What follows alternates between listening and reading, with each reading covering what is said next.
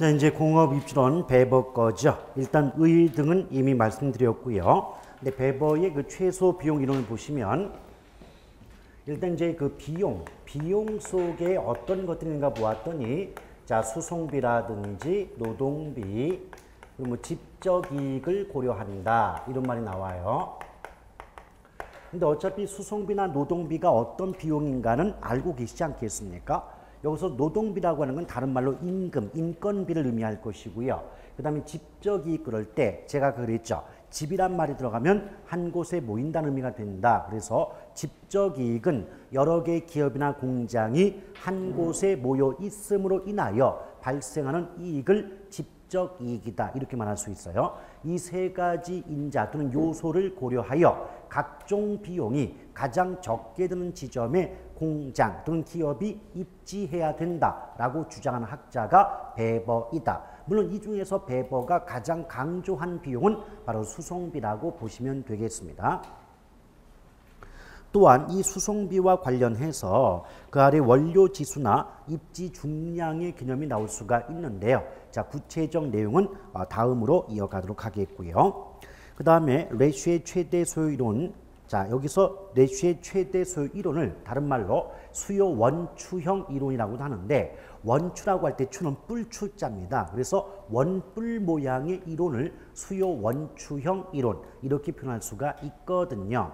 근데 여기서는 어떤 개념을 하나 알고 가셔야 되냐면 레슈 입장에서 소비자가 어떤 물건을 구입하기 위해서 지불하는 금액, 즉 소비자 지불 가격이라는 것이 있는데 이 소비자 지불 가격은 그 재화, 즉 재화는 상품이죠. 그 상품의 가격 이외에 그 상품을 중심지 또는 시장까지 운반하는 데 들어가는 수송비까지 결합한 값이다 라고 주장을 했다는 거예요. 근데 다들 아시겠지만 비록 상품의 가격은 동일할지라도 수송비는 그 중심지 또는 시장까지의 거리에 따라서 수송비가 달라질 수밖에 없지 않겠습니까? 그럼 만약에 어떤 기업이나 공장이 도심에 가깝다. 자, 도심에 인접한다. 자, 도심에 인접한다. 이 말을 바꾸면 뭐 중심지에 가깝다. 이렇게 말을 바꿀 수 있다고 할 때 도심과 거리가 가깝다면 그만큼 수송비가 많이 들까요? 적게 들까요? 적게 들겠죠. 그럼 수송비가 적게 드는 만큼 소비자가 그 물건을 구입하기 위해 지불하는 가격, 금액은 올라가요? 낮아져요? 낮아지겠죠. 따라서 소비자 지불 가격은 싸진다는 거예요. 근데 우리 소비자 입장에서는요. 상품의 품질이 같거나 비슷하다면 값이 싼 거 구해요? 비싼 거 사요? 싼 거 사죠. 그럼 당연히 그 재화의 수요는 증가하게 되고 수요가 증가한다는 것은 생산 공급자 입장에서는 그 물건이 더 많이 팔리게 된다는 말과 같지 않냐 이 말입니다. 아시겠죠? 근데 뒤집어서 기업이나 공장의 위치가 외곽에 입지한다. 외곽으로 가면 그만큼 거리가 멀어지니까 수송비가 많이 들죠. 그럼 수송비가 많이 들면 소비자가 지불하는 가격 금액도 비싸지겠죠. 그럼 비싼 건 더 사요, 덜 사요? 덜 사니까 수요가 감소한다는 거죠. 그래서 이걸 압축하면 레슈의 최대 수요 이론에 의하면 기업 또는 공장의 위치 또는 입지점이 도심 또는 중심지에 가까울수록 그 상품의 수요는 증가하고 외곽으로 갈수록 줄어든다, 감소한다 라고 말할 수 있겠죠. 오케이? 나중에 그림을 그려드리겠지만 그림을 그리면 그 그림 자체가 원뿔 모양이 나오더라는 거예요. 그래서 그 레슈의 이론을 수요 원추, 원뿔 모양의 이론이다 이렇게 말할 수가 있다는 겁니다. 일단 지금은 두 가지만 기억하자. 소비자 지불 가격 속에는 상품 가격과 수송비의 합이다. 요거 하나 기억하시고 따라서 기업이나 공장의 위치가 중심지에 가까울수록 소비자 지불 가격은 싸지고 외곽으로 갈수록 소비자 지불 가격이 비싸진다. 이 두 가지 개념만 알고 가자 이 말입니다. 아시겠죠? 자, 그 다음에 이제 뒷장을 넘겨보시면 도시 내부 구조 이론 그래가지고 뭐 동심원 이론, 선형 이론, 다핵심 이론, 다차원 이론, 그리고 유상도시 이론 등이 있는데요. 일단 지금은 이런 내용을 외울 상황이 아니기 때문에 주장한 학자 정도만 연결해서 기억하시면 되겠어요. 일단 동심원 이론은요, 버제스라는 학자가 주장한 이론입니다. 버제스의 동심원 이론이거든요. 그런데 재미있는 게 뭐냐면 지금 여러 가지 이론 중에서 가장 맨 앞에 나와 있는 게 뭐예요? 동심원 이론이죠. 그래서 어떤 표현 나오냐면 도시 성장 또는 도시 내부와 관련된 이론 중에서 가장 오래된 이 말 나오면 동심원 이론이 답이에요. 그 순서는 괜히 있는 게 아닙니다.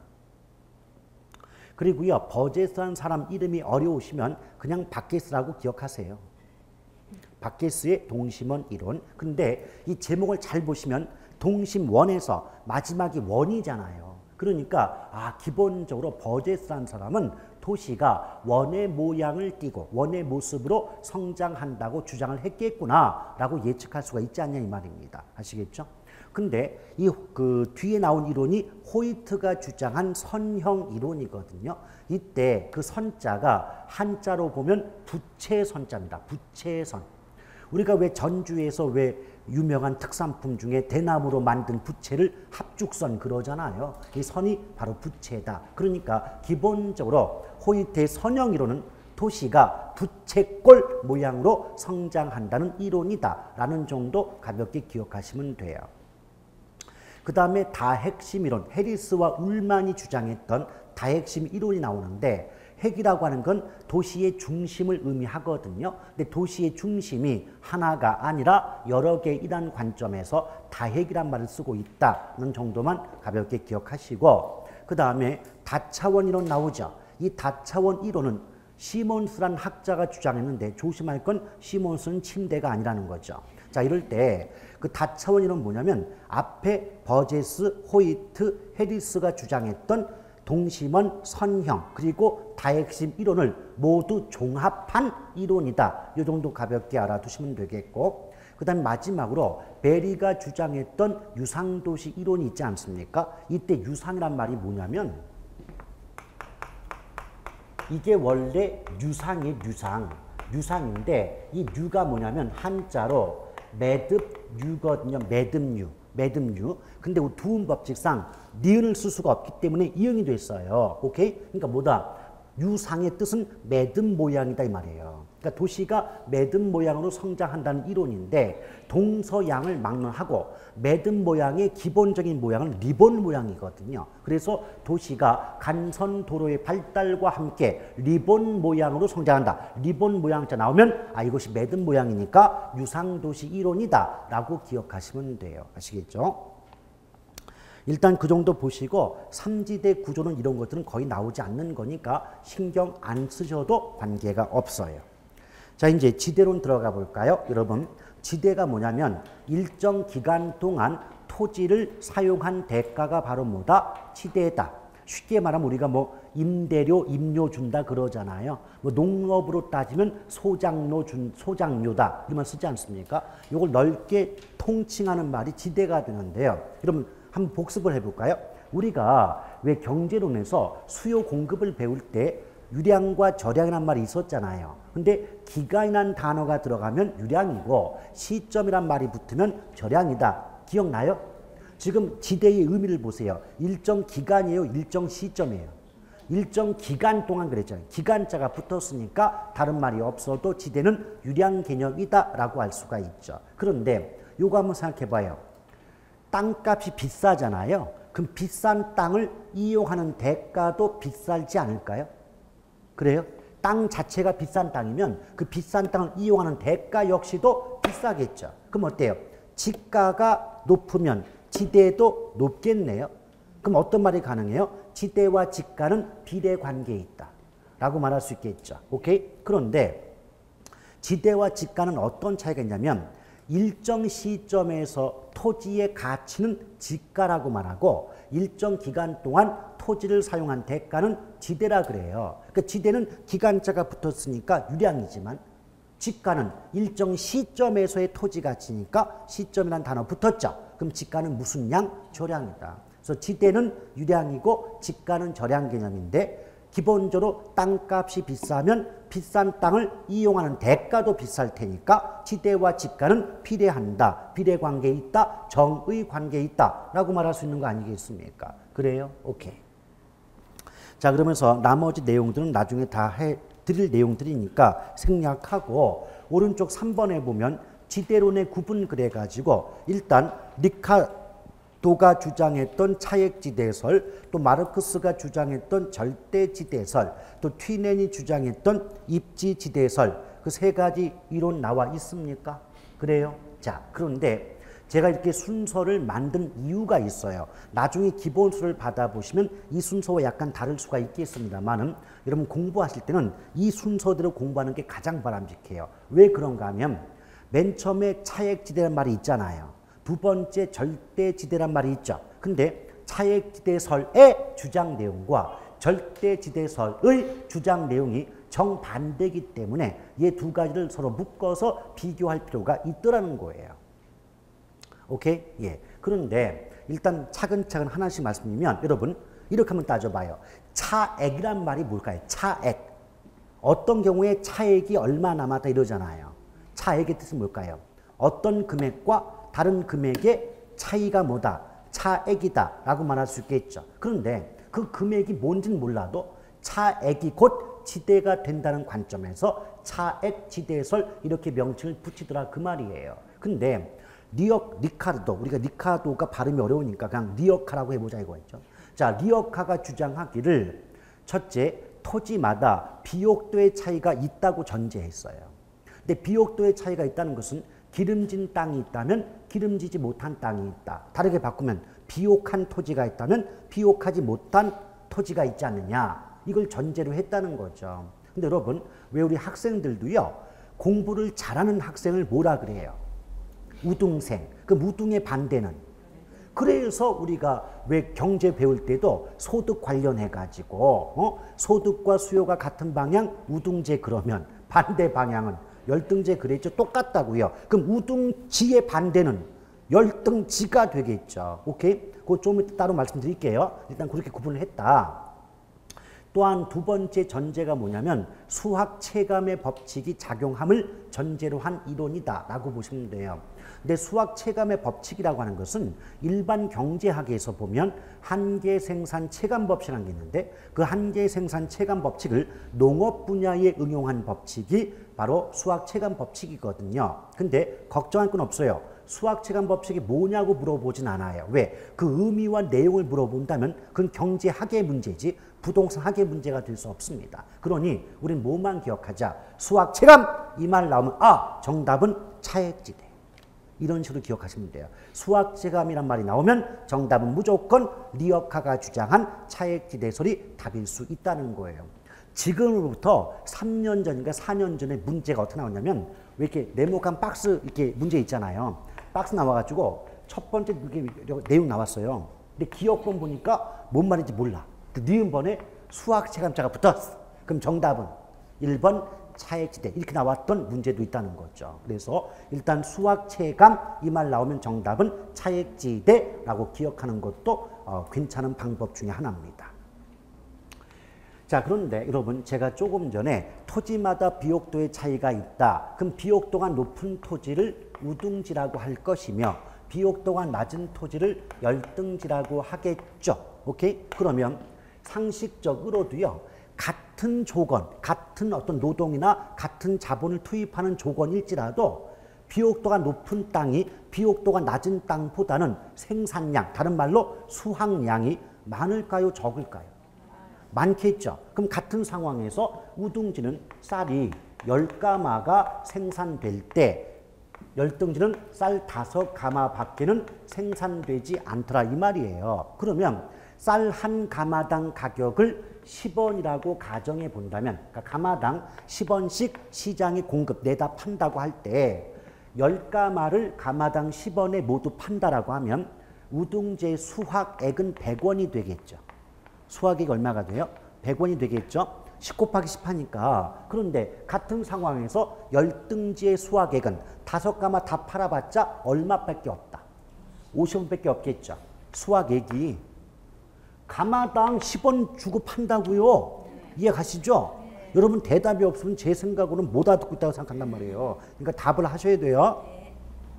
그럼 얘는 100원이고 얘는 50원이잖아요. 그럼 우등제 수확액과 열등제 수확액의 차액이 50원 아닙니까? 근데 이 50원의 차액이 비옥도가 높은 토지의 사용 대가가 된다는 점에서 차액 지대설 이렇게 말하고 있더라는 거예요. 오케이? 그래서 이제 예쁘게 문장으로 바꾸면 리어카가 주장한 차액 지대로는 우등제 수확액과 열등제 수확액의 차액이 보다 비옥도가 높은 토지의 사용 대가인 지대가 된다는 관점에서 차액 지대설이라고 하더라 그 말. 이해가시겠어요?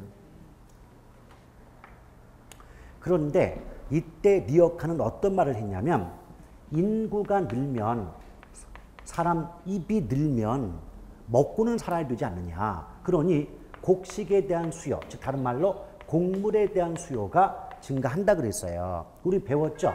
어떤 물건의 수요가 증가한다는 건 그 물건에 대한 인기가 많아진다는 것, 그 물건을 찾는 사람이 많아진다는 뜻이죠. 그럼 여러 사람이 찾는 물건의 가격은 올라가요, 떨어져요? 올라가죠. 그래서 결국 곡물의 가격 줄이면 고가라고 할 거 아니에요. 그럼 고가가 올라가게 된다라고 했다는 거죠. 그럼 어떻게 돼요? 자, 이제 쌀 10가마가 아닌 쌀 100가마, 200가마가 필요하게 된다는 얘기예요. 그러면 또 상식적으로 공부 잘하는 학생이 많아요, 적어요? 공부 잘하는 학생이 많으면 상장 많이 돌려야 될 거 아니에요. 공부 잘하는 학생이 적으니까 장학금 줄 거 아닙니까? 그렇죠? 어때요? 우둥지만 가지고는 비옥도가 높은 땅만 가지고는 이 늘어나는 곡식에 대한 수요를 감당할 수가 없더라는 거예요. 그럼 어때요? 비옥도가 조금은 떨어질지라도 다른 땅을 사용할 수밖에는 없지 않냐 이 말이죠. 이해하시겠습니까? 그럼 어떻게 돼요? 다른 땅에 대한 수요가 늘겠죠. 그럼 땅의 가격인 지가 또는 지대가 올라가겠죠. 오케이? 그러니까 리어카는 뭐라고 하냐면 곡식의 가격이 상승하게 되면 결과적으로 토지의 사용 대가인 지대값도 올라가지 않느냐. 그럼 압축하면 고가가 지대를 결정한다고 주장한 게 누구다? 리어카예요. 자, 고가가 곡식의 가격이 지대를 결정한다. 이 말은 곡식의 가격에 의해서 토지의 사용 대가가 올라가지 않느냐, 결정이 되지 않느냐 이렇게 주장을 했더라는 거예요. 그랬더니 마르크스가 주장한 게 절대지대설. 절대지대설. 마르크스는 이런 주장을 하고 있는 거죠. 한번 들어보시죠. 마르크스 그러면 우리가 뭐부터 떠오릅니까? 공산주의, 빨갱이, 간첩 이런 말 떠오르잖아요. 그렇죠? 자, 그런데 또 공산주의라고 한다면 우리 학교 다닐 때 배우시기를 사유재산을 인정한다 안 한다.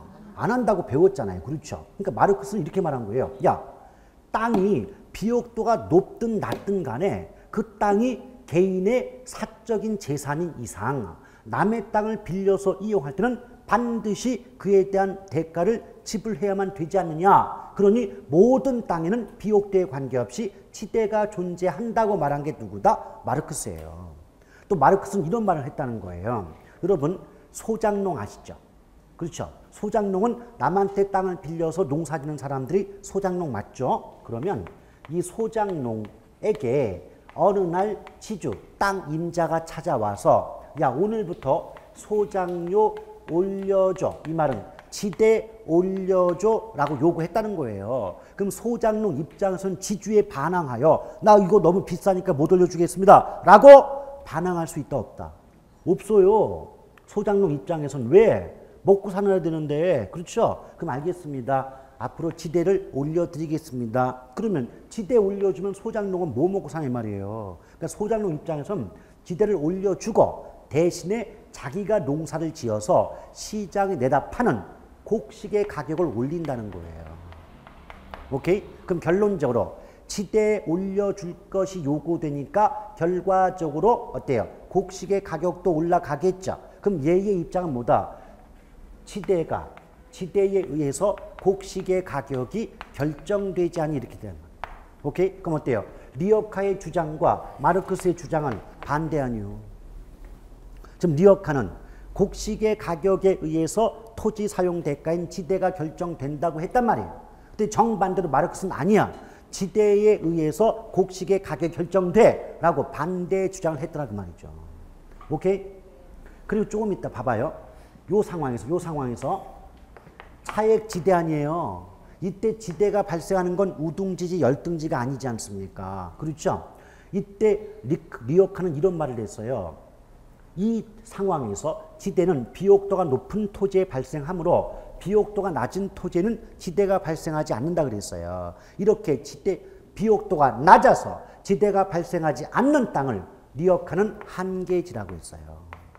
그래서 리어카는 뭐라고 했다? 한계지는 지대가 발생하지 않는다 그랬어요. 근데 제가 앞서서 무슨 말씀 드렸습니까? 마르크스는 비옥도가 높건 낮건 관계없이 그 땅이 개인의 사적 재산인 이상 남의 땅 빌려서 이용하려면 반드시 토지의 사용대가 지불해야 된다고 하지 않았어요. 그러면 모든 토지에는 지대가 발생하니까 마르크스 입장에선 한계지에도 지대는 발생한다 그랬어요. 근데 리어카는 한계지에는 지대가 발생하지 않는다. 그럼 어때요? 주장 내용이 정반대 아닙니까? 그래서 양쪽을 비교해서 학습을 하는 것이 가장 바람직하다는 말이에요. 이해하시겠어요? 그랬더니 이제 튀네는 뭐라고 하냐면, 야, 벌써 제목 보면 느낌이 와야 돼요. 입지지대로, 입지지대. 입지가 뭐예요? 위치야. 위치. 그러니까 이런 말 가능하지 않습니까? 한번 들어보세요. 오죽 튀넨이 위치를 중요시 여겼으면 제목 속에 위치가 들어가냐 그 말이에요. 입지라는 말. 오케이? 따라서 어떤 말 가능합니까? 튀네는 리어카와 즉 리카르도와는 달리 토지의 비옥도 이외에 토지의 위치를 중시함으로써 입지지대론을 주장하였다. 이런 문장을 성립시킬 수 있단 말이에요. 근데 제가 분명히 입지란 말은 어떤 단어로 바꿀 수 있다 그랬어요. 입지가 그럼 뭐다? 위치. 그래서 출제자에 따라서 튀넨의 이론을 위치지대설이라고도 한다라고 나오더라 그 말이에요. 외워지는 게 아니란 말입니다. 그 말이 왜 그 말이 나올 수밖에 없을까? 제목이 왜 그렇게 붙을 수밖에 없을까? 생각을 하면서 공부를 하셔야 됩니다. 아시겠죠? 그러다 보면 나중에는 기본적 내용들은 내가 열심히 고민하고 연구하면서 내 머릿속에 박아놓은 거니까 잊혀지지도 않고 나중에는 달달달달 나와요. 근데 이게 그렇게 될 때까지는 시간이 좀 걸린다 그랬잖아요. 그 순간을 못 참아가지고 다시 암기법으로 돌아오는 순간 또다시 개론은 금성철벽이에요. 맨 땅에 해야 돼 또. 아시겠어요? 그 시간까지 얼마 걸린다고 했어요? 6개월. 6개월은 무조건 참아야 돼요. 6개월이 왜 참아줘야 되냐면 6개월을 왜 여러분이 참기가 어려우냐면 점수가 안 나와요. 점수가 남들 뭐 암기하시는 분들, 공부하시는 분들 50, 60 나올 때 여러분 과락도 안 돼요. 전부 20, 30밖에 안 나오면 그때 점수가. 그런데 언제 확 차이가 난다? 7월 달에. 7월 달부터 이제 문제풀이 들어가지 않습니까? 그때 이해를 하고 서로 고민하고 고생 끝에 공부하시는 분들은 어때요? 어떤 문제집을 풀어도 점수가 나와. 오케이? 근데 암기법 위주로 공부하시는 분들은 암기한 내용이 아닌 문제는 못 풀어요. 그 차이가 난다고. 근데 여러분 그거 생각하십시오. 우리의 수강 목적, 학습 목적은 어디에 있다? 합격에 있는 것이지 쉽고 재밌게 배우고 즐거우려고 여기 오신 거 아니에요. 아시겠어요? 그러니까 내가 고생이 되고 고통이 돼야 그게 공부지 쉽고 재밌게 공부하는 건 공부가 아니에요. 아시겠습니까? 물론 그런 식으로 해서 맞출 수 있는 문제가 있긴 하지만 그건 40문제 중에 최대 10문제를 넘지 않는다. 그럼 나머지 문제는 여러분이 이해하셔야만 풀 수 있는 문제입니다. 자, 그렇게 보시면 돼요. 그래 놓고 튀네 입장에서는 지대가 어떻게 결정되냐면 지대는 매상고, 이 매상고를 다른 말로 가격이라고 해도 돼요. 매상고에서 그 농작물을 만들 때 들어가는 생산 비용과 이걸 시장까지 운반하는 데 들어가는 수송비를 빼고 남은 값이 지대다라고 했어요. 근데 벌써 이 공식을 잘 보시면 느낌이 와야 돼. 여기 수송비란 말 나오잖아요. 여러분 수송비는요. 거리가 멀어질수록 늘어나죠. 그럼 여기가 늘어난다는 것은 빼는 값이 많아지는 거 아니에요. 그럼 빼는 값이 많아지면 남는 값인 지대값은 작아지겠죠. 낮아지겠죠. 오케이? 근데 수송비가 적게 든다면 빼는 값이 적을 것이고 빼는 값이 적어지면 빼고 남은 값인 지대가 그만큼 높아지지 않냐 그 말이에요. 이해가시겠어요? 그러면 이 공식만을 놓고 봤을 때 이런 말 가능합니까? 공식 보면서 봐요. 지대와 수송비는 반비례한다. 맞아요? 왜? 수송비가 많이 들어가면 지대값은 작아지고 수송비가 적게 들어갈수록 지대값은 높아지잖아요. 그러니 지대와 수송비는 반대로 바뀌니까 지대와 수송비는 반비례 관계에 있다라고 말할 수 있잖아요. 그 말이죠. 오케이? 그런데 기본적으로 수송비는요. 시장과 또는 중심지와의 거리가 멀어질수록 많이 들고 가까울수록 적게 드는 거 아니냐 그 말이죠. 오케이? 그러면 튠헨에 의하면 이런 반이 가능합니까? 자, 중심지 또는 시장과 가까울수록 수송비가 적게 들 거고 수송비가 적게 들면 이 공식에서 빼는 값이 적어지니까 남는 값인 지대값은 높아지겠죠. 또 반대로 중심지에서 멀어진다. 즉 외곽으로 간다. 외곽에 입지할수록 거리가 멀어지니까 수송비가 많이 들 거고 그만큼 빼는 값이 많아지니까 지대값은 작아진다라고 말할 수 있겠죠. 그러면 이 가운데 과정이 없다라고 본다면 튠헨의 입지지대론에 의하면 중심지 또는 시장에 인접할수록 지대는 높게 형성되며 외곽으로 갈수록 지대는 낮아진다, 낮게 형성된다고 튠헨은 주장하였다라고 말할 수 있지 않습니까? 오케이? 그러니까 제가 항상 뭐 강조하죠? 어떤 문장이 나올 때, 어떤 결론 나올 때 결론만을 외우려 하지 마시고 그런 결론 지문이 왜 나올 수밖에 없겠는가? 이걸 한 번쯤은 파악하고 들어갈 이유가 있다는 거예요. 근데 이게 나중에 이제 기본이나 심화 수업 거치게 되면 저기서 이제 집약도가 또 나오게 되고 이것을 그림과 연결해가지고 뭐 지대곡선 기울기가 급하다, 완만하다 이런 말이 또 들어가게 돼 있습니다. 이제 그런 것들은 살을 붙이는 건 수업이 진행되면서 조금씩 붙여 나가는 거니까 일단 기초적인 개념 잘 살펴주시길 바래요. 기초가 튼튼해야 살을 붙여도 비만이 안 돼요. 나중에 지방 축적돼가지고 큰일 나요. 혈관 질환에 빠집니다. 혈관 질환이 뭔지 알아요? 우리 시험에 혈관 질환 뭐다? 과부하 걸려가지고 코피 터져요. 과부하. 공부하다 코피 터져요. 왜? 안 돌리던 머리를 돌리려니까 부작용 발생할 거 아닙니까, 이게. 근데 우리의 머리 용량이 예컨대 뭐 10기가다 그러면 공부량이 15기가다. 공부를 놀면 머리가 못 따라갈 거 아니에요. 그렇죠? 그럴 필요가 없어요. 왜? 이게 무대뽀로 공부해서 무대뽀로 요거 나면 요게 어쨌든 상하 딱 앞뒤 비교해서 공부하면 이게 분량 줄으니까 괜찮은데 그냥 다 본다고요. 그러다 보니까 옆에서 볼 때는 저러면 안 되는데 되게 안타까운데 말은 또 더럽게 안 들어. 그러시면 안 돼요. 이래야 돼요. 네가 뭘 안다고. 좀 본인끼리 공부해요. 근데 앞에서 말하는 사람 얘기 안 들을 것 같으면 돈 내면서 왜 학원 왜 오시냐고 이제. 앞에 있는 사람은 최소한 여러분이 합격을 하실 때까지는 함께 협력자고 상부상조 아닙니까? 여러분이 잘 돼야 저도 잘 될 거 아니고 학원도 잘 될 거 아니에요. 그렇죠? 못 데려간 사람이 누가 있겠냐고. 그리고 최소한 여기서 강의하신 분들은 이 분야에 10년 이상은 강의하신 분들이야. 그분들이 이제 10년 동안 매년 경험했던 축적된 노하우가 있을 거 아닙니까? 이렇게 하면 된다는 거. 그럼 따라와 줘야 되는데 그냥 팔랑귀예요. 이렇게 말하면 그거 아닌데 옆에서 동료가 얘기하는 게 더 쉽게 느껴지니까 야 거기가 그래? 그래서 가. 이게 매년 약수나 이게 전국 어디가 똑같아요. 그러지 말았으면 좋겠는데. 그래서 지금 시장 구조로 따지면 현재 남아있는 강의하는 사람 누구에게 들어도 합격점은 나올 수가 있어요. 누구에게 들어도. 오케이? 다만 이걸 체계를 잡아서 맞추느냐 아니면 대충 찍어서 맞추는 차이가 있을 뿐이에요. 여러분 찍어서 맞추면서 항상 불안에 떠실래요? 아니면 내가 완벽히 알아서 맞출래요? 그 차이입니다. 그리고 그렇게 완벽히 내가 알아서 체계를 잡고 맞추는 분들은 아까도 말씀드렸지만 현장에 나가서도 상대방 고객에게 상대방이 알아듣게끔 쉽게 설명을 해 주시면서 상대방의 신뢰를 얻을 수 있다는 거예요. 그러니까 제 수업의 목적은 합격만을 위한 학습이 아니라 합격한 이후도 별도의 학습 없이도 고객과의 대화가 가능하게끔 하고자 수업을 하고 있는 것이지, 합격만이 목적이라면 저 수업 이렇게 안 해요. 뭐 나오죠? 뭐가 답이에요? 그래서 요령, 암기법 다 알려드리고 끝낼 거예요. 그럼 선생님이 얼마나 쉬운데 그렇게 하면. 아시겠어요? 다 설명하지 않고 이거 나오면 이게 답인다면 놀면서 수업이 놀면서. 그럼 강의하는 사람 입장에서는 그것보다 쉬운 수업이 없다니까요. 근데 왜 땀 삐질 빌려가면서 강의하느냐. 합격 이후의 것도 신경을 써야 되니까. 여러분 진정한 실력자로 만들어드리고 싶어서 이렇게 강의하는 거지, 합격만을 위한 게 목적이면 지금 공부 안 해요. 20년, 한 15년간 기출문제 있죠?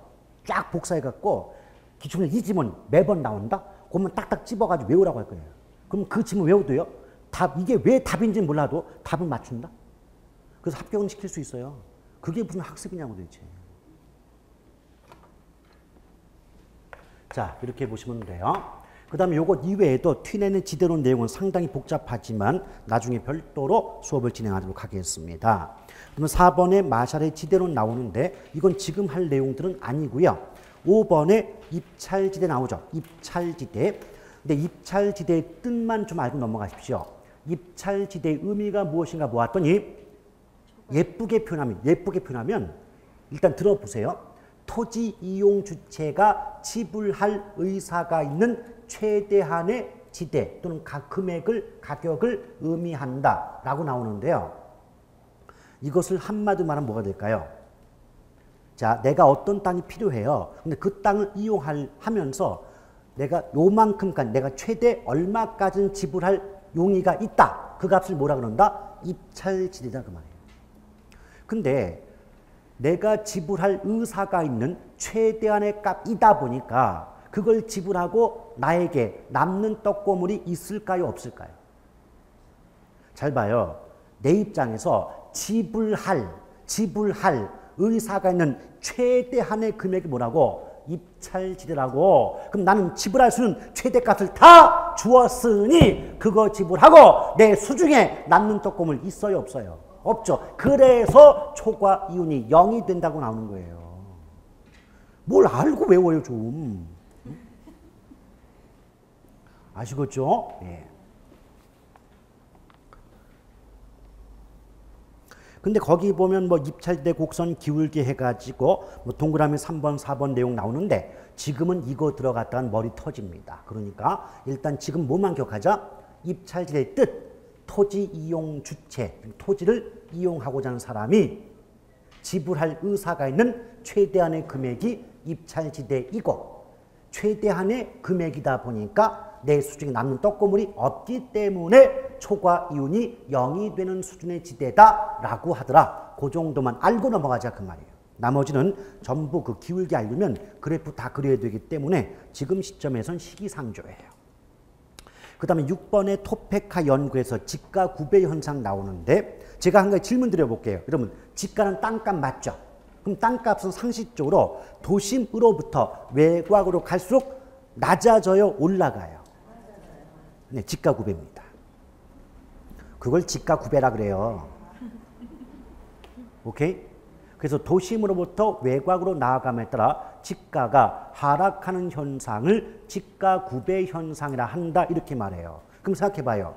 지가 구배란 말 안 들었을 때 그 누구라도 상식적으로 땅값은 도심에서 외곽 가면서 떨어지는 거 몰라요? 다 알지? 다만 지가 구배란 말을 처음 들으니까 얘는 뭐대 이러고 있는 거예요. 근데 옆에 제목이 토페카 연구잖아요. 이 토페카가 뭐냐면 미국의 소도시 이름이에요. 미국의 소규모 도시의 이름 중에 토페카라는 도시가 있더라는 거죠.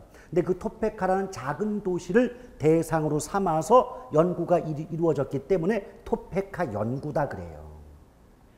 근데 이 토페카 시를 대상으로 지가 구조를 연구하는 학자가 미국의 노스 교수거든요. 그래서 나중에 기본서 받아보시면 노스의 토페카 연구 이렇게 나오게 되거든요. 그런데 노스 교수가 그 지가 구조를 따져봤더니 이게 소규모 도시이다 보니까 이게 도심이고 외곽이잖아요. 이게 땅값이에요. 그러니까 땅값은 도심에서 외곽으로 나가면서 훅 떨어지더래. 이걸 지가 구배다 이렇게 말한다는 거죠. 이러면 잘 들어봐요. 지가 구배 현상이란 도심에서 외곽으로 나아감에 따라 지가가 하락하는 현상을 의미한다. 맞죠? 그럼 이걸 거꾸로 지가 구배 현상이란 외곽에서 도심으로 이동함에 따라 지가가 상승하는 현상을 의미한다. O, X. X야. 아시겠어요? 지가 구배는 지가의 하락 현상만을 의미하는 표현입니다. 오케이? 또 우리가 또 이제 배운 게 있다고. 아, 이 말을 거꾸로 뒤집으면 똑같은 말이 되겠네. 이런 착각에 빠지다가 홀라당 발라당 함정에 빠져요. 그러니까 지가 구배란 말 속에는 지가의 하락만이 담겨 있는 것이지 역으로 도심에 가까워서 지가가 상승한다는 의미는 포함되어 있지 않다는 거 구분해서 기억하시길 바랍니다. 그런데요, 이 그 토페카 연구의 가장 문제점, 한계점이라고 한다면 분명히 토페카라는 도시가 규모가 크다, 작다. 작다 그래, 소도시 그랬잖아요. 그러면 대도시의 지가 구조와는 동일하지 않기 때문에 도시 규모에 관계없이 일률적으로 이론을 적용하는데 한계가 있다는 것이 가장 큰 문제점이 되더라 그 말이에요. 구체적인 내용 설명은 물론 기본 수업 때 해드리겠습니다만은 일단 한 가지만 해드릴까요? 어때요? 요 소도시 쫙 뻗어갔죠? 단순하죠. 지가 구조가 단순하죠. 오케이? 근데 대도시의 경우는요, 도심이 있으면 무슨 심이 있어요? 부도심 또는 부심 있잖아요. 전통적으로 서울에 뭐 종로 명동이 있으면 강남 뭐 청담동 뭐 이런 데가 있고 뭐 강북은 어디가 있어요? 수유. 그렇죠. 강북 수유가 있어요. 강북 수유가 왜 강북의 중심지가 수유동일까? 이유가 있어요. 인구가 많다. 너무 저기 정석적으로 하지 마시고요. 저의 이유는 뭐냐면 그 수유역 6번 출구에 보면 백악관 나이트클럽이 있어요. 물이 그렇게 좋다는 거 아니야? 자, 그럴 때. 자, 이게 대도시면 도심이 있으면 부도심이 있죠. 도심이 있으면 부심지 있는 거 있죠? 그럼 어때요? 땅값 떨어지다가 부심에서 올라가요. 떨어지다가 올라가고 떨어지다가 올라가고 이런단 말이에요. 그러면 이게 대도시고 이게 소도시면 지가 구조를 비교해 보면 소도시는 지가 구조가 비교적 단순한 모습을 보이는 반면 대도시는 지가 구조가 보다 복잡한 모습을 보일 수밖에 없지 않겠습니까? 이러니 소도시에서 연구된 지가 구배 현상을 대도시에 그대로 적용하는 건 문제가 있지 않느냐 그 말이에요. 이해하시겠습니까? 이것을 예쁘게 포장하면 노수 교수의 토페카 연구는 소도시를 그 대상으로 삼았으므로 소도시의 지가 구조를 대규모 도시에 일률적으로 적용하는데 한계점을 가지고 있다. 뭐 이렇게 많은 문장을 만드는 거죠. 근데 그걸 우리식으로 해석하면 야, 작은 도시와 큰 도시가 같냐? X 이런 거 아니에요, 이게. 이거예요. 야, 작은 도시의 내용을 큰 도시에 적용할 때는 문제가 있지 않니? 이걸 예쁘게 포장할 때 도시 규모에 관계없이 일률적으로 이론을 적용하는데 한계점을 노출한다. 뭐 이렇게 말하는 거예요, 이게. 아시겠습니까? 그럼 어때요? 그래서 개론의 문장이나 교과서적 표현 또는 기출문제 지문들 보면 너무너무 깔끔하고 이쁘거든요. 근데 막상 해석해 보면 지극히 상식적인 거예요. 얘하고 부딪히면 안 좋다. 이 말을. 부동산과 인간이 결합하여 각종 부작용, 즉 부동산 문제가 발생한다. 이렇게 문장을 바꾸는 것뿐이에요. 뭔 말인지 아시겠습니까? 그러니까 문장 자체를 외울 것이 아니고 그 문장에 녹아있는 의미가 뭐냐, 이게 파악이 될 수밖에 없어요. 이게 파악만 안 되면 문장을 아무리 이렇게 저렇게 바꿔놔도 여러분 그 문장 다 해석하고 문제 푼단 말입니다. 자, 이렇게 해서 토페카 연구까지 마쳤고요. 이제 제4편 부동산 정책론이 나와요. 부동산 정책론.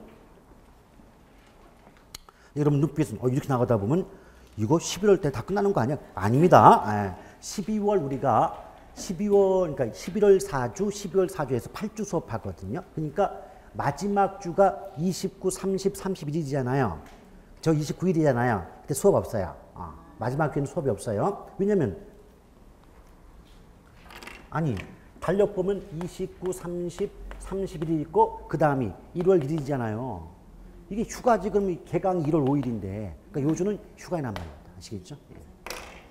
저는 좋아요. 이게 월요일 날 쉬고 화요일 날 없고 요것도 쉬고 수요일 날도 그때가 다른 부산에서 쉬니까 그 목요일까지 3박 4일 또 여행을 한번 갔다 와볼까 생각 중입니다. 요번에는 10달러를 착각해서 1달러로 착각해 주면 안 되겠죠.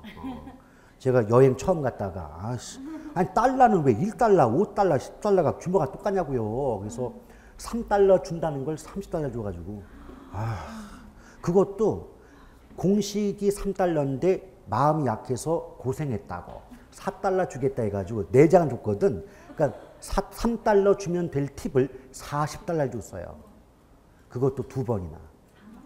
그래서 거의 100달러가 그냥 팁으로 날아갔던 이 아픈 경험이 있습니다. 근데 그 팁보다 더 아팠던 경험이 약 샀어요. 약. 첫 경험을 아주 더럽게 티를 낸 거죠. 제가 요번 그 외국 여행이 정말 첫 경험이었거든요. 그래서 그 이제 아는 사람 뒤만 졸졸 따라가지고 이제 여행 다녔는데, 예? 파타야. 파타야 가가지고 샀는데, 아니, 몸에는 다 좋아요. 몸엔 다 좋은 건데, 시가의 5배가 나서 문제죠. 예. 근데 그 여행을 많이 갔다 오신 분들은 절대 그런 데서 약 같은 거 안 산다고 그러더라고요. 근데 옆에서 그 아는 선생님이 지켜보고 있었어요. 그래서 사고 나서 차를 타고 이제 갔죠. 가고 나서 잘 샀어? 네. 사는 거 아니야? 근데 왜 안 말렸어요? 그랬더니 첫 경험은 아픈 거다. 한 번 그렇게 피박을 속된 말로 피박을 써봐야 2번 다시 안 사니까 그냥 내버려 뒀대요. 내버려 뒀고 그리고 하나하나의 그 제품 자체는 하자도 없고 몸에 좋은 거긴 하는 거니까 일단 보약으로 알고 먹어라. 근데 2번 다시 외국 가서 그거 사지 말라고 그러더라고요. 그게 머리에 박혔어요. 그래서 다시는 안 사요. 자, 그래서 참 그 신기합니다. 여러분들 뭐 종교를 다 갖고 계시겠지만 저는 좀 이 불교 쪽이 좀 가까워요.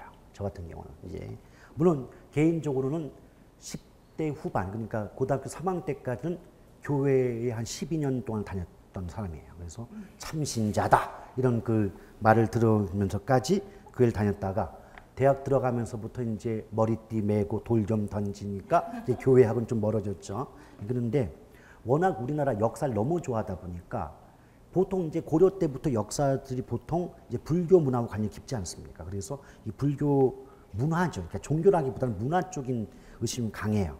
근데 그 매년 그 해마다 한 1월쯤 되면은 이제 새해 신수를 좀 보러 다녀요. 그래서 이게 물어보는 게 주로 뭐냐면 언제쯤 뭐 짝을 만날 수 있느냐 뭐 이걸 주로 물어보는데 거기서는 해마다 그래요. 굳이 가야만 되겠느냐? 왜요? 없대요. 이 생에 연이 없어가지고 저는 딱 그렇대요. 근데 어디 가서 보더라도 스님이 보인대요. 그러니까 제가 스님 팔자래. 그러니까 거기서 스님이 너 여자 있는 거 봤니? 근데 주변에 많던데 현실적으로는. 근데 조계종만 빼고는 전부 대처거든요. 여자 다 있어. 조계종만 빼고. 근데 그러면서 근데 그 양반 정말 용했던 게 뭐냐면 너 여권 만들어 놔라 그러더라고요. 왜요? 나는 제주도 안 가봤거든요. 그래서 여권 왜 만들어 했더니 2년 후에 간다? 그러는 거예요. 그 2년 후에 갔어요. 요번에 간 게 그 2년 후에. 그래서 야 이거 대단하다. 근데 그 용한 분이 연이 없대는데. 너무 많은 거죠. 짜증나요. 이제 부동산 정책입니다. 자, 부동산 정책은요. 간단히 의미만 알고 넘어가 볼까요? 우리 부동산이라는 말과 정책이란 말이 결합이 됐잖아요. 그런데 어차피 정책은요. 정부의 대책 아니겠어요? 그렇죠? 근데 정부가 됐든 누가 됐든 간에 대책을 세운다라고 하는 것은 문제가 있기 때문 아니겠어요? 그렇죠? 아무런 문제도 없는데 대책을 세울 이유가 없잖아요. 오케이? 그러니까 정책이란 말은 어떤 문제가 있다고 할 때 그 문제를 해결하고자 하는 정부 등의 공적인 노력이다, 대책이다 라고 말해 볼 수가 있겠죠. 근데 그 앞에 어떤 말이 붙었어요? 부동산이란 말이 붙었죠. 따라서 이때 그 문제는 무엇과 관련된 문제다? 부동산과 관련된 문제다. 그러면 제목만을 놓고 연결했을 때 부동산 정책이란 부동산과 관련하여 발생하는 여러 가지 부작용, 즉 문제 등을 해결하고자 하는 정부 등의 공적인 대책 노력이라고 말할 수 있다. 말 되지 않습니까? 우리가 지금 뭐 내용을 봤습니까? 제목만 놓고 그런 의의가 나올 수 있지 않습니까? 그렇죠. 그리고 부동산 관련된 문제가 발생할 때 정부가 대책을 세운다는 것은 정부가 시장에 개입함이 전제되어 있는 거 아닌가요? 그렇죠. 그래서 정책이라는 말이 나올 때 두 가지만 기억하자. 첫째, 정책이라는 말은 이미 어떤 문제가 발생할 때 정부가 그 문제를 해결하고자 하는 노력일 것이며, 둘째, 정책을 세우고 정책을 집행한다는 것은 부동산 시장에 정부가 개입함이 전제되어 있는 말이다. 이해하시겠죠? 그래서 나중에 기본서 받아보면 그 정책의 의미 나오면서 부동산 문제는 어떤 것들이 있고 그 부동산 문제의 특성에는 무엇들이 있으며 또 정부가 개입하는 수단에는 뭐 직접 개입, 간접 개입, 이용 규제 등으로 나눠진다. 이런 말들이 쭉쭉쭉 연결되어 나올 수밖에 없는 거예요. 구조상. 아시겠죠? 그런데 여러분, 지금은 뭐 여러 가지 따질 필요 없이 여러분 우리가 총론 배울 때 부동산 그러면 크게 토지와 건물을 꼽았잖아요. 그렇죠? 근데 건물도 용도에 따라서 주거, 상업, 공업 용도 구분할 수 있다 그랬죠. 근데 우리 개론에서는 건물의 용도 중에서 가장 중요한 용도로 주거용을 꼽는다 그랬잖아요. 그럼 주거용 건물을 두 글자로 줄이면 주택이 되겠죠. 그럼 크게는 부동산 문제는 토지 문제와 주택 문제로 나누어 볼 수가 있지 않냐 그 말이에요. 오케이? 또한 땅이든 집이든 크게 양적 문제와 질적 문제가 구분되는데 일단 그거 기억하십시오. 양적 문제, 양적 토지 문제, 양적 주택 문제, 땅이든 집이든 양자가 붙었다. 그 말은 그 물건이 양적으로 부족하다는 뜻이에요. 그러니까 토지 부족의 문제를 양적 토지 문제 그럴 것이고 주택 부족의 문제를 양적 주택 문제 이렇게 말한다 그 말이에요. 오케이? 그 다음에 그 뭐 토지든 집이든 질적 문제는 있는데 질적 토지 문제는 뭐냐면 생각해봐요. 부증성 배웠어요? 부증성. 부증성 때문에 토지는 인위적으로 그 양을 증가시킬 수 없다고 배우신 바 있죠. 그럼 당연히 인간이 필요로 하는 양보다 토지의 공급량, 즉 존재량은 부족하겠죠. 그럼 토지 부족의 문제 발생하죠. 그럼 부족한 땅은 가격이 올라요, 내려요? 오르겠죠. 그럼 지가는 오를 수밖에 없죠. 그런데 지가가 너무 높게 오르면 문제가 되겠죠. 이걸 지가고라 그래요. 또는 고지가. 오케이? 그 다음에 땅값이 비싸게 오르게 되면 사람들이 어떤 생각하게 돼요? 와, 땅에 좀 돈 좀 묶어 놓으면 돈 좀 되겠네? 생각이 들죠. 그런데 5년 이상 장기간 묶어 놓고 묻어 놓는다. 이런 개념이면 투자가 맞아요. 그런데 어떤 땅을 뭐 1년, 2년 단기간에 싼 값에 사가지고 매매를 통해서 양도 차익을 얻겠다. 이러면 어떤 변명도 통하지 않습니다. 그건 투기입니다. 오케이? 그럼 어때요? 왜 토지 투기가 발생할까요? 땅이 돈이 되니까 투기가 발생하지. 돈이 안 되면 투기가 발생할 이유가 없지 않냐. 그렇죠? 그럼 토지 투기의 문제도 있을 거예요. 오케이? 이럴 때 또 땅값이 비싸게 올라가잖아요. 그럼 어때요? 공공용지, 공공용 택지라든지 공공용지 확보가 쉬울까요? 어려울까요? 땅값이 비싸지니까 용지 확보가 쉬워요? 어려워요? 어렵죠. 이런 문제들을 질적 토지 문제다 이렇게 말을 하거든요. 근데 개념을 이렇게 잡자고요. 토지의 자연적 특성 중에서 부증성 때문에 토지의 존재량 늘릴 수 없죠. 그러니까 땅 자체가 부족해지죠. 그럼 땅이 부족해지니까 집가고라든지 투기라든지 이런 문제가 발생할 수밖에 없지 않느냐. 그러면 양이든 질이든 토지 문제 발생의 근본적 원인은 부증성 때문이라고 말할 수 있지 않냐 그 말이에요. 이해하시겠어요? 오케이? 그 다음에 질적 주택 문제는 어떤 거냐면 주택이 지어지고 나서 20년, 30년 지나봐요. 그럼 주택의 질적인 수준이 엄청 떨어지겠죠.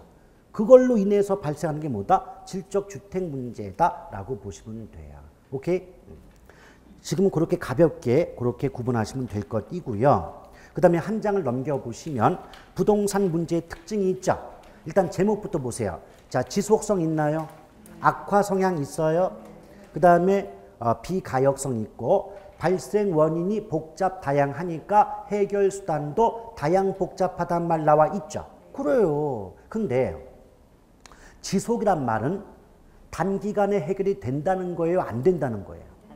그래서 지속성을 다르게 바꾸면 단기 해결의 곤란성 뭐 이렇게 말을 바꿀 수도 있지 않냐 그 말이죠. 결국 해석해보면 자 부동산 관련된 문제 발생했거든요. 그러면 그 부동산 문제를 해결하고자 노력함에도 불구하고 단기적인 해결이 쉽다 어렵다? 어렵다. 그걸 지속성 그래요. 지속의 대표적인 게 콘택 600이잖아요. 12시간 지속형. 그게 뭐 실혼여행의 필수품이란 말도 있더만요. 자 그리고 나서 그 다음에 악화 성향 나와요. 악화된다는 건 상태가 안 좋아진다는 거죠. 그러면 어떤 집가구라든지 투기 문제 발생할 때 그런 문제를 해결하려고 노력하지 않고 내버려 둔다면 방치한다면 더욱 상태가 나빠지지 않냐 그 말이에요. 그리고 비가역이라고 하는 것은 원래 비자가 없다고 할 때 볼 때 가역이란 말은 바꿀 수 있다 이 뜻이에요. 근데 비가역은 바꿀 수 없다는 뜻이에요. 이 말이 뭐냐면 부동산과 관련된 문제가 발생하면 그 문제가 발생하기 이전의 상태로 되돌리기가 어렵다. 이걸 뭐라고 한다? 비가역성 이렇게 말해요. 나머지는 쉬워요. 부동산 문제는 어떤 단순한 하나의 원인 때문에 발생하는 것이 아니라 여러 가지 원인이 복합적으로 작용해서 발생한다. 그러니 그 문제를 해결하는 수단 역시도 단순한 정책이 아니라 여러 가지 복합적인 정책 수단이 필요하지 않느냐. 이 점 때문에 어떤 말이 가능하다? 부동산 정책은 종합 정책의 성격을 갖는다. 이런 식의 말이 나올 수가 있더라는 겁니다. 아시겠죠? 자, 부동산 정책의 의의부터는 다음 시간으로 연결을 하도록 하겠습니다. 자, 오늘 대단히 고생 많으셨고요. 오늘 배웠던 거 다 알려고 하지 마시고 제가 이것만은 알아 달라 강조했던 부분이 있죠. 그것만을 중심으로 복습을 하셔도 충분히 기초학습 효과는 발생이 됩니다. 오늘 대단히 수고 많으셨고요. 다음 주에 다시 뵙도록 하겠습니다. 고맙습니다.